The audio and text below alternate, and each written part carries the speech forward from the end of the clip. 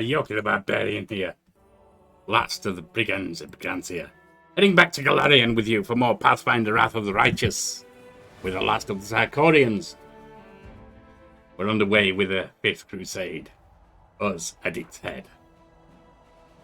There is Chili Creek. We should probably go investigate that.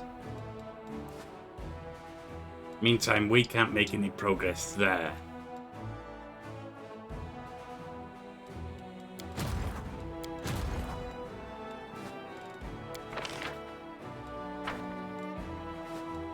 Because that's barring the way. So let's move this little army further back, ready to pick up troops when they're ready. It's fine.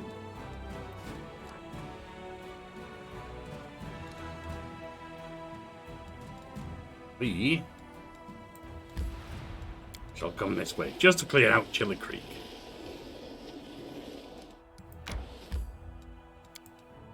Which is where the little trainee would-be cleric at the Defender's Heart was going.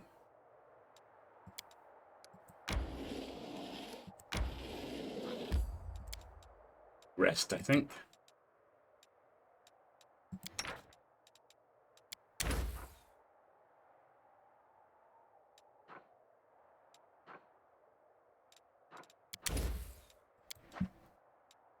Wisdom. You can't do that, so manage. What can you do for me?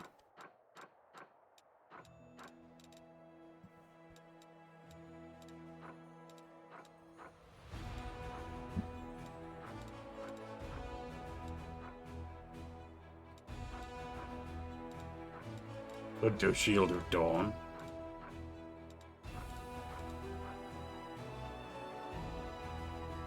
Just remove Curse, maybe.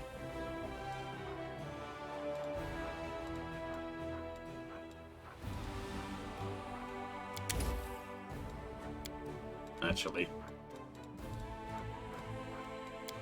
let's get it. I don't like that he's using these because these feeling could be important.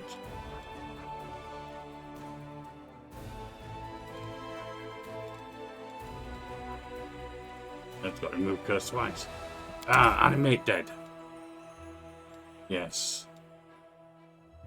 No, that's not raised dead, you fool.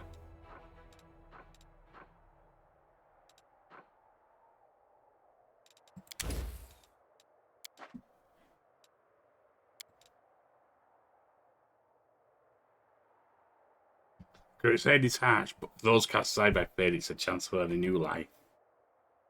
Cast aside by fate, well now, has a better ring to it than Dirty Crook.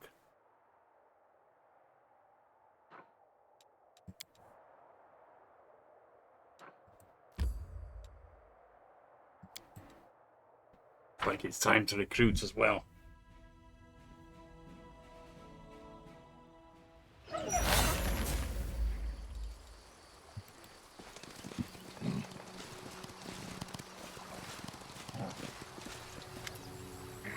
Jenna walks thoughtfully around the grove.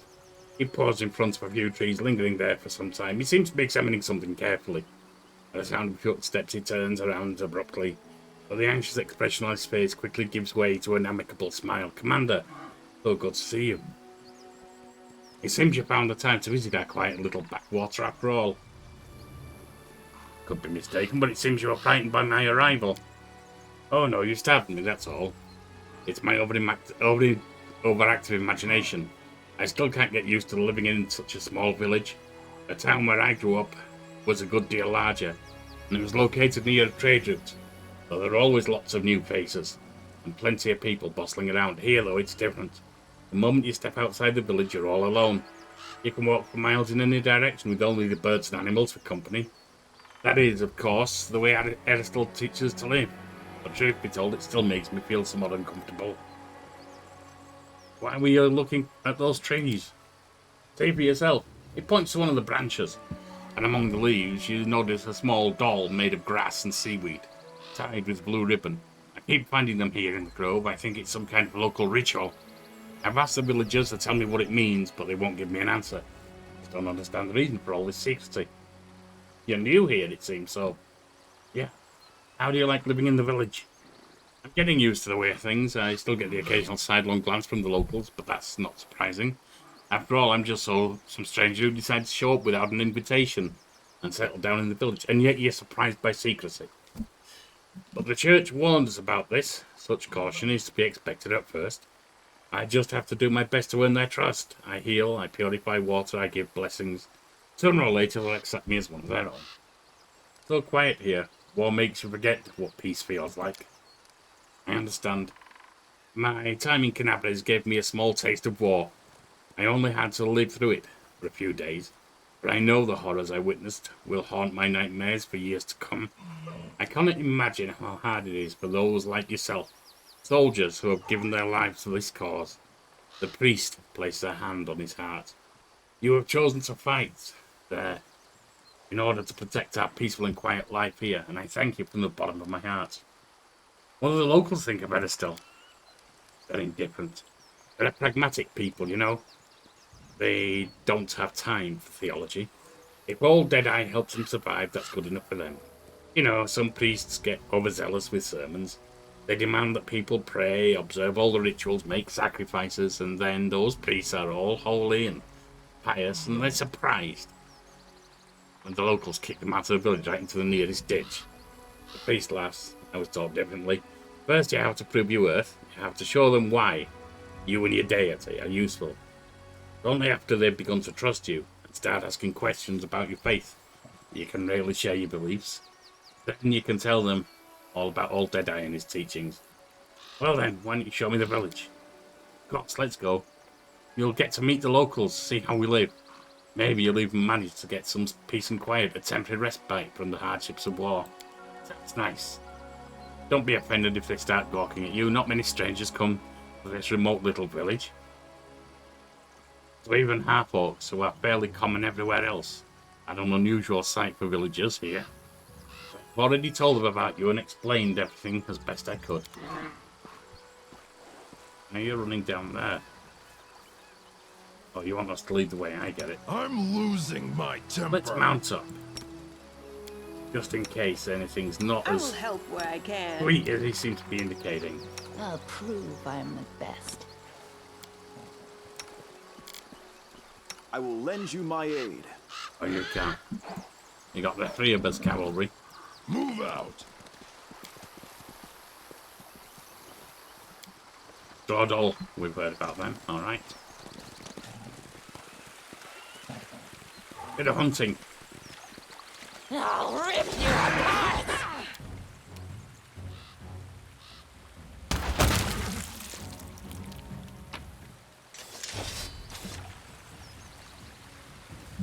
Head on.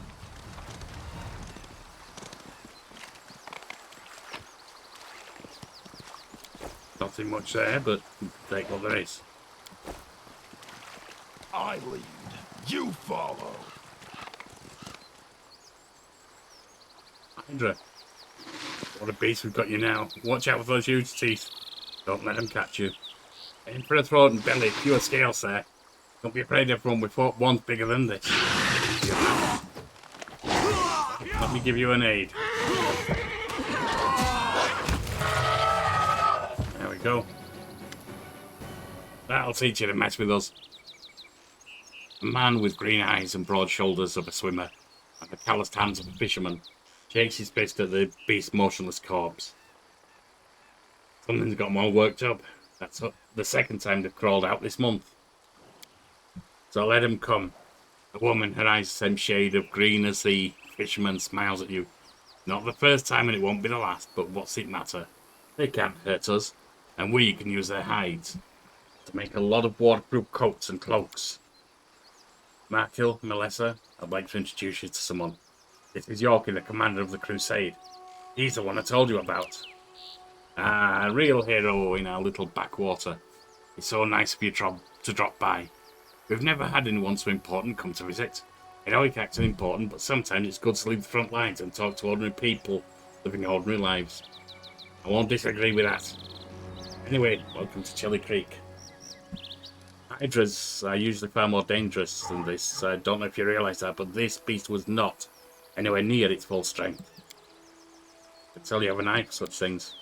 Of course he does. He's the commander of the Crusade. He probably could have told you that with his eyes shut. Melissa smiles at you.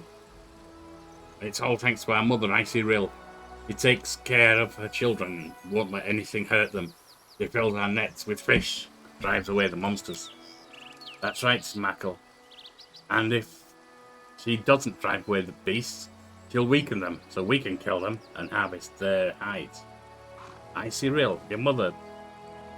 Who's that? I don't see anyone matching a description like that here. She's right here.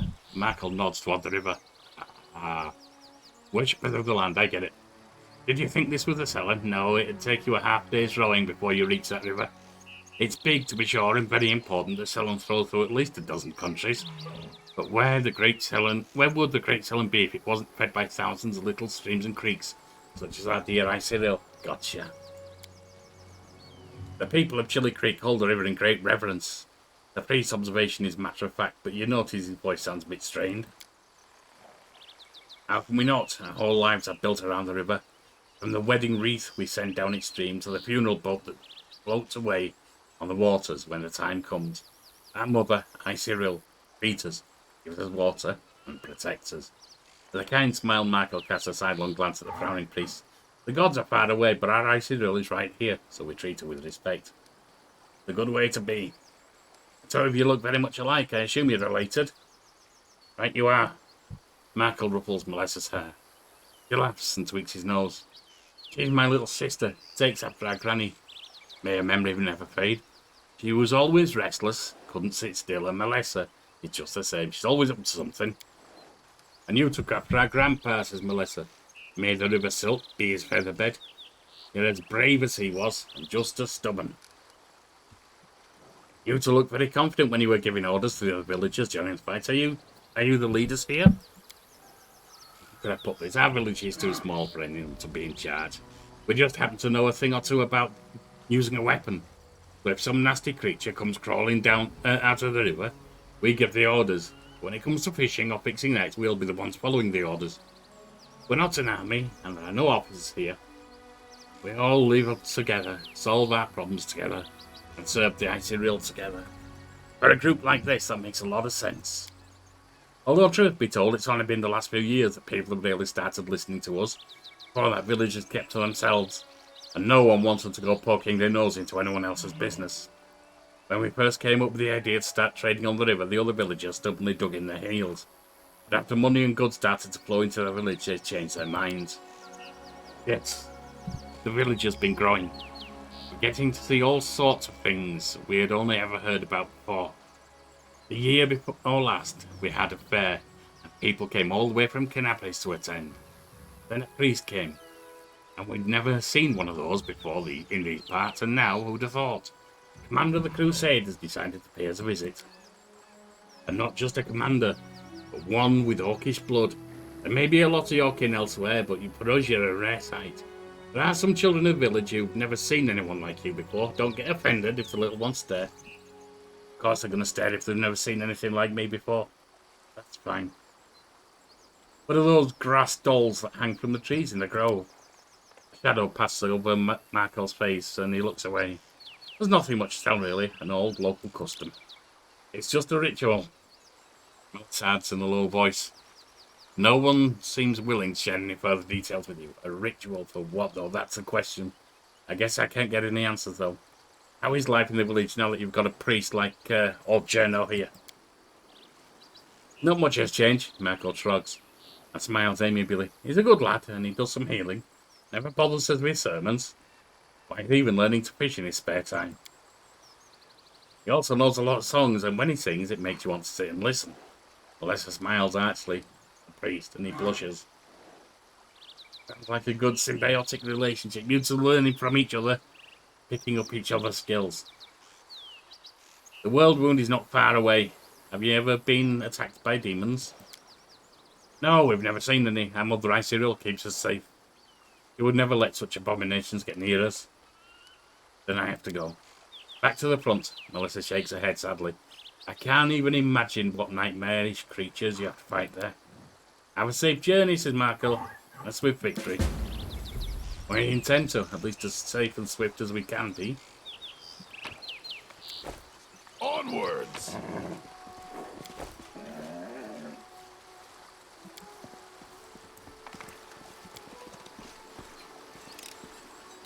You asked me. Just don't blame me. This is my kind of work. We have gloves. What kind do we have? Precious gloves. These gloves grant their wearer +2 bonus on persuasion skill checks made to intimidate. In addition, when the wearer of these gloves confirms a critical hit, the enemy suffers -2 penalty on saving throws against mind-affecting conditions. They're not great, but they'll do. You can have them. Since you're charisma.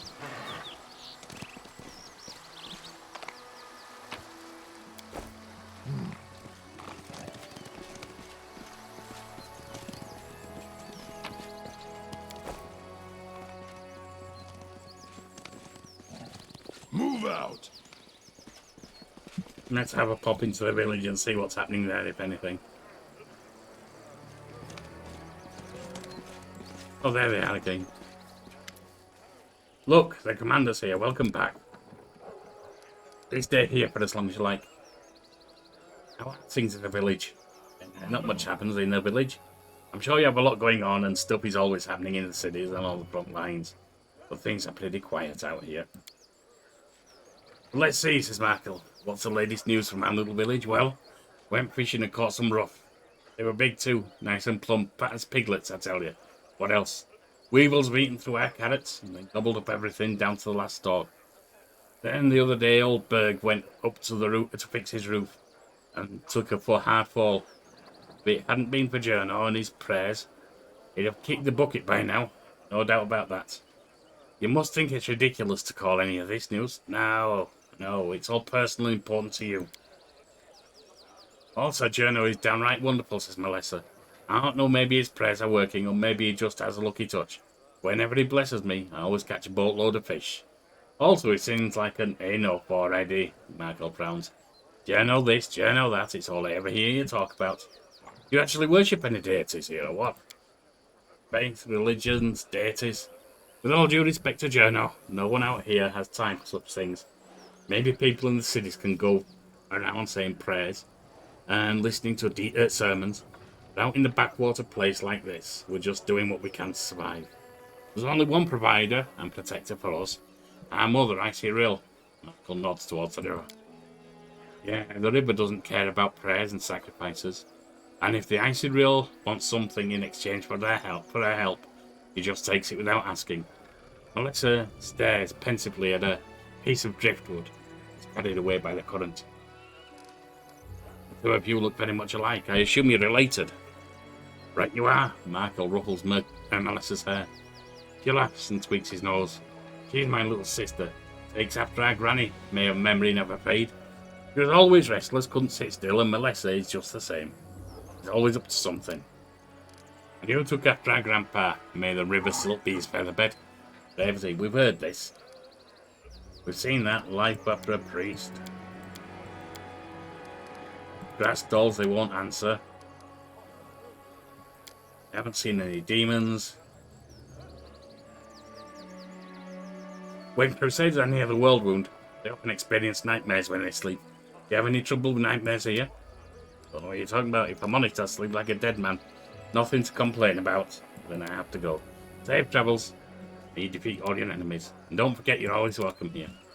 Head on! We're not going to take the stuff from the village. Again, for me, that's role-playing. I've got some respect for these people. I'm not going to loot them. I lead. You follow. One thing, houses where people have been slaughtered and they're no longer there. In a little village like this, your pleasure's little. I'm not going to do that to them. Onwards!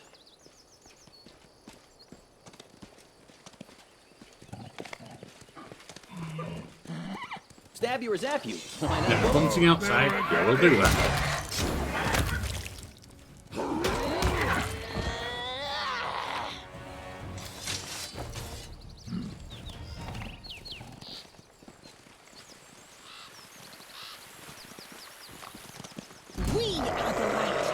Wolves. The darkness.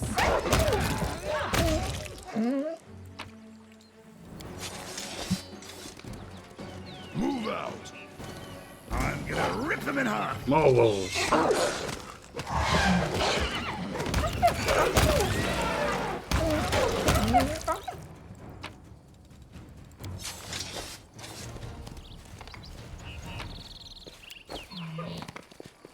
Head on. It's all inside the village. We're not getting that, as I said. That's theirs. I lead. You follow. And respect that. Distract them from me.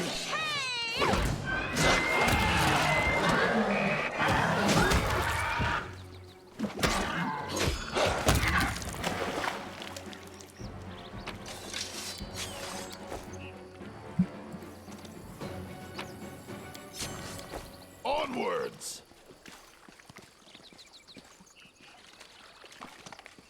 Nothing there. Nothing much. Die.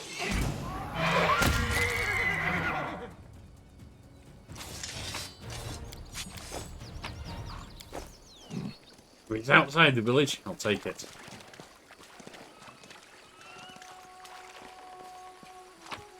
I mean, if it's outside the village, it's been abandoned or lost.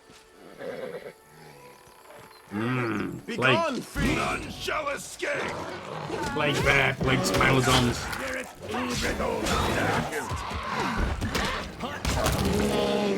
Not that they lasted long.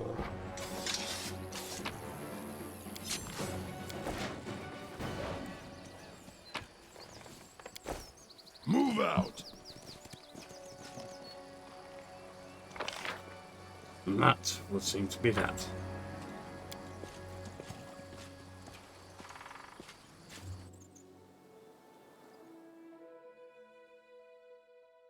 I'm sure something's going to happen there later. But for now, we will head back. Actually, for now, let's recruit.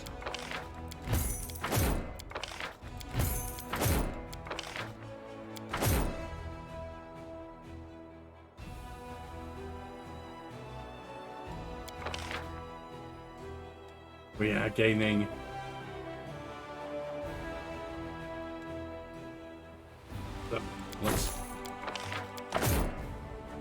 we can't recruit them into the same.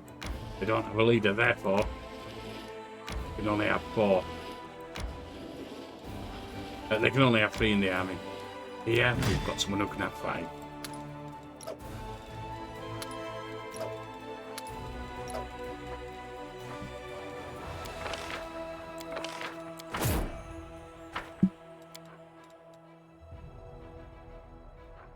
Yeah, 2,000 finance a day, so that's fine.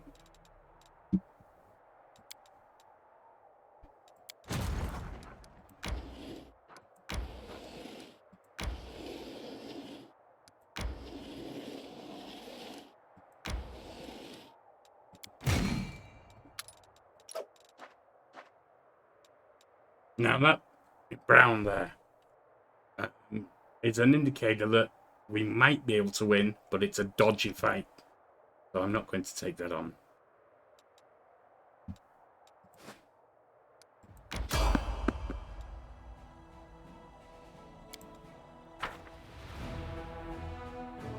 Not a fight.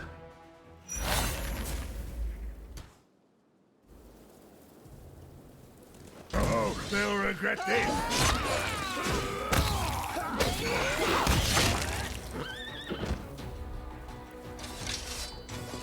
Not much of a fight, that one, but a little experience nonetheless.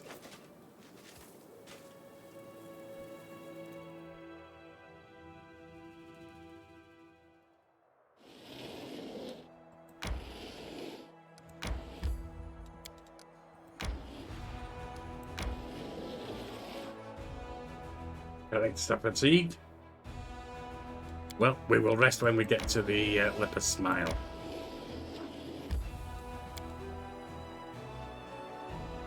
And that one, my friends, short as it is where we will end that.